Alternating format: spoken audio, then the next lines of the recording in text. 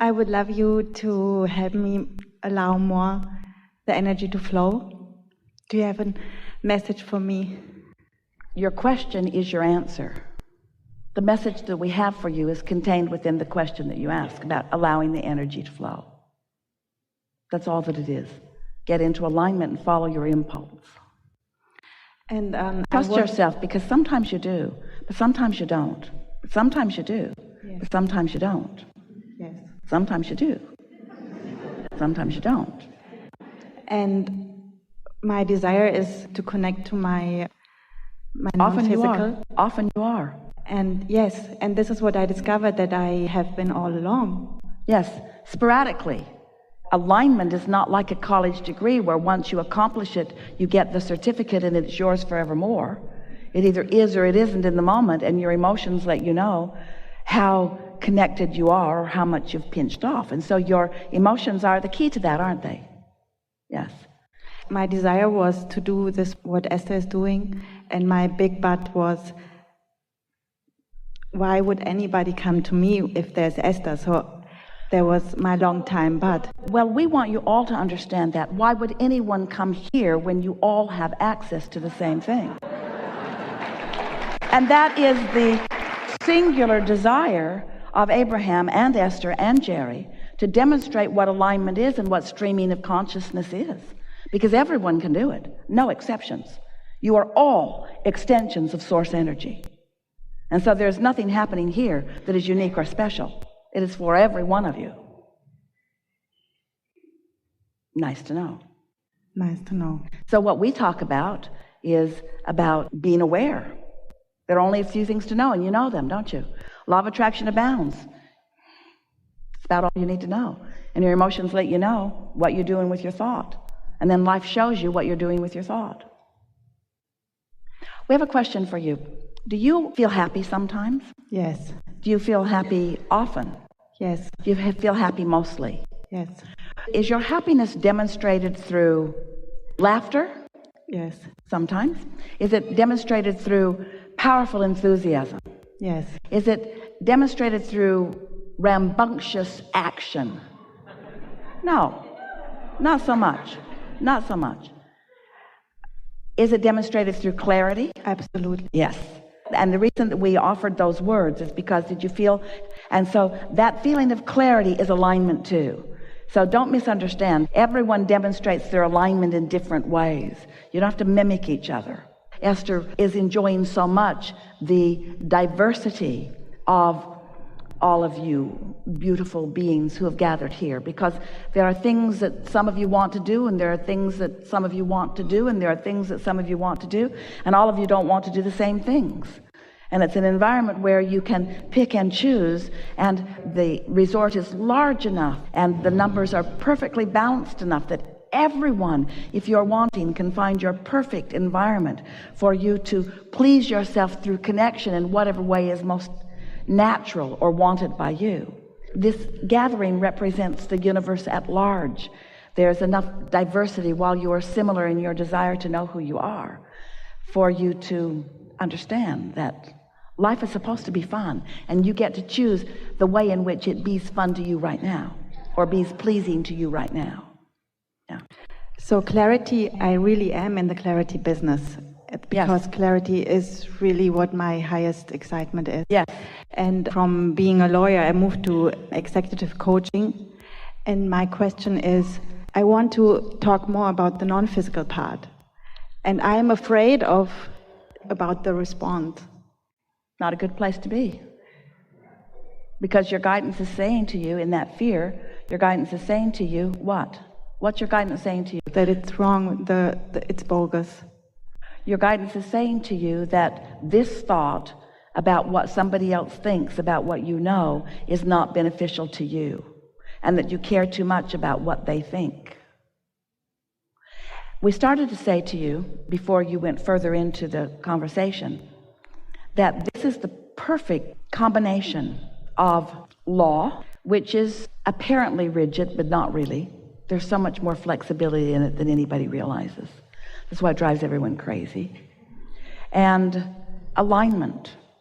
The very thing that you are worried about is because you are somewhat dealing with those who are more rigid in nature. They have been studying and studying and studying and have come to many conclusions about how things are.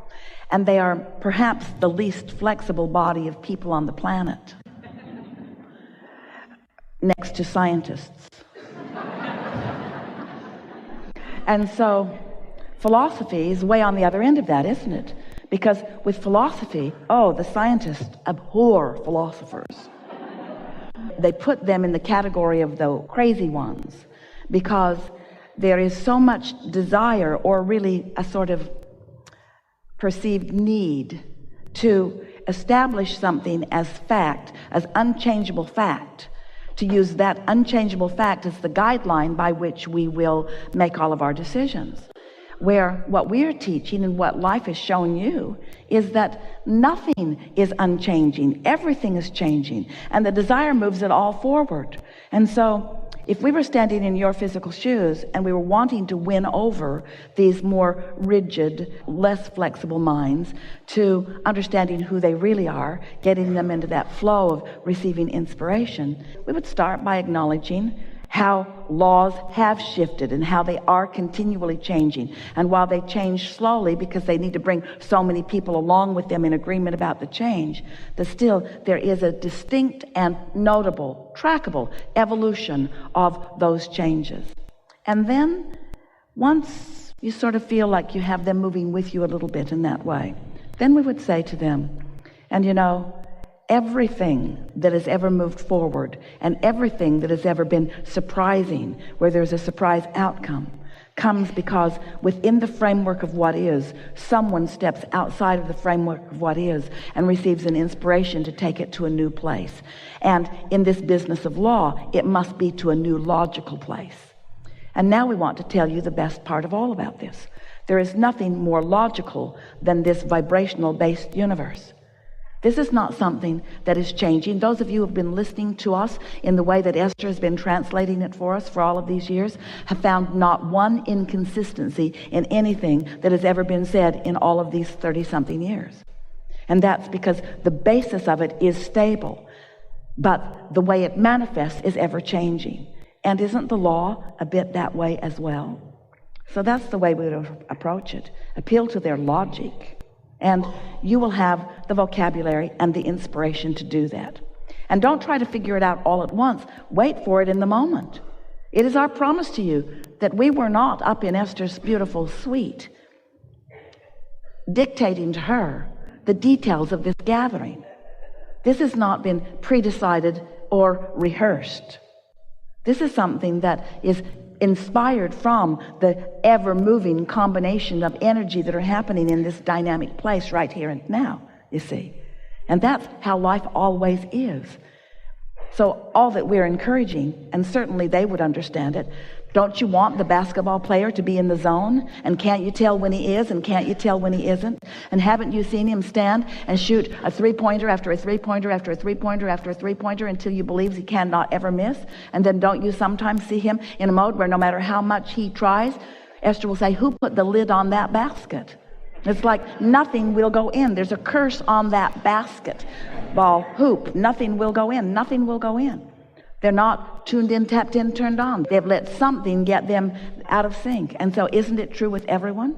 Isn't there an inspired surgeon? And isn't there an inspired preacher? And isn't there an inspired lawyer? Isn't there an inspired everyone? And isn't that word indicating what it really is, coming forth from within, from that broader awareness?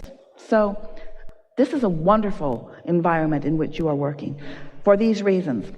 They are accustomed to focusing, and they know what focus brings. They like the feeling of clarity. They can feel when something's shifting. They can feel when something is turning. They can feel when a case is turning. They can feel when they get an idea, and they can feel the momentum of that idea. Even though this is a rigid group, because they are thinkers, they will understand your logic once you present it to them with the clarity that you often find. Yeah. But you would leave out the source part, the source energy part in the beginning. We would never leave it out. That's like leaving us out. Yeah, that's what my struggle was. Yeah. And if we were standing in your physical shoes, we would never leave it out either, because that's the larger part of you. Yeah. So we'd use words like, I feel inspired to say, or I feel an impulse to tell you this, or my instincts tell me this, or my gut feeling is this. You've been using these words all along. Yeah. I intuitively know this. I have a hunch about this. They understand all of that. Some years ago, Jerry and Esther had some chickens, and the chickens were bothered by the skunks, and the skunks like to eat the eggs and sometimes like to eat the chickens. And so Jerry rigged up this wonderful way that he could catch the skunks without harming them and carry them to a faraway land, which they affectionately named Skunk Holler. They would set the skunks free and they would sing Born Free as the skunks would run off into the bushes. But they needed a way to haul the skunks, so they bought an old truck, and the old truck was so terrible it had been wrecked by a young man who had banged it into everything, and there was not an inch on the truck that was not damaged. And so then they decided that Esther couldn't stand to drive around in the truck, so they found a truck that was all the same pieces, and they took it to a man and they said, can you take this truck apart and put it back together with these good pieces and then make it beautiful? So they painted it British racing car green, the most beautiful truck. And the man who was putting it back together kept looking at a wheel. He kept looking. And Jerry said, what's bothering you about this wheel? And he said, I don't know. He said, I've replaced everything on it. I've repacked the brake, I've replaced the wheel, I've replaced the tire. I don't know what it is. And about a month later, Jerry and Esther were driving the truck, pulling a trailer, and the axle broke on that wheel. And Jerry said, Charlie knew about that. He intuitively knew that something was off about that wheel. Didn't cause any problem. In fact, they'd driven it 300 miles that day, and it broke on the freeway right in front of Charlie's shop.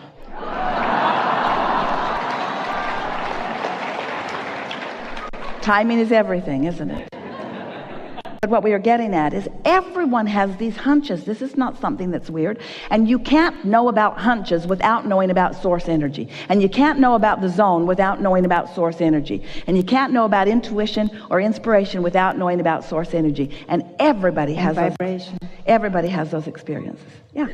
Enough? And the first step on my journey took me through the philosophy.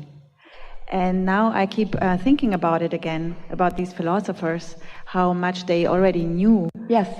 And I was thinking to maybe introduce this as a bridge again. Follow your inspiration. And what you will discover is that you will find effective ways as you go. Don't try to figure it out all at once. That's what's giving you fear. Yeah. You're trying to figure out how and where and when and who. Just talk about why. Why? Because I want to teach something that is at the basis of everything that everyone needs to know. I want to teach something that is steady and that is duplicatable and teachable and demonstratable. How wonderful it is to have a philosophy that is backed up 100% by the laws of the universe. How easy it is to teach something that there's not a shred of evidence to the contrary of it anywhere. It's an easy job.